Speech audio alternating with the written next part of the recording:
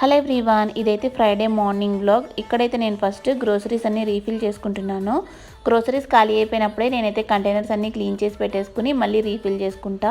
So that deep clean చేసేటప్పుడు ఈజీగా ఉంటుంది అనేసి. అండ్ ఈ ప్లాస్టిక్ కవర్స్ కూడా పాడేయకుండా రీసైకిల్ చేయడానికైతే ఉపయోగిస్తాను. లేదంటే ఏమైనా స్టోర్ చేసుకోవడానికన్నా పనికొస్తుంది కదా. సో తర్వాత అయితే ఈ రోజుకి కావాల్సిన ఫ్రూట్స్, వెజిటేబుల్స్ అన్నీ తీసి బయట పెట్టేసుకుని నెక్స్ట్ బ్రేక్ఫాస్ట్ అయితే ప్రిపేర్ చేస్తున్నాను అనమాట. ఈరోజు టైం ఉంది నాకు, అందుకే పప్పు నానబెట్టాను. టైం లేనప్పుడు డైరెక్ట్గా కుక్ చేస్తున్నా, కానీ ఇలాగ నానబెట్టిన తర్వాత కుక్ చేసుకుంటేనే హెల్త్కి మంచిదంట. సో టైం ఉంది కాబట్టి ఈరోజు సోక్ చేసి తర్వాత మునగాకు పప్పు అయితే చేసేసాను. దానిలోకి కాంబినేషన్గా బీట్రూట్ అండ్ క్యారెట్ కలిపి ఫ్రై అయితే చేశాను. ఈ కాంబినేషన్ అయితే బాగుంది, టేస్ట్ కూడా బాగుందన్నమాట ఈ ఫ్రైది. మీరు కూడా ఎప్పుడైనా ట్రై చేయాలనుకుంటే ట్రై చేయండి.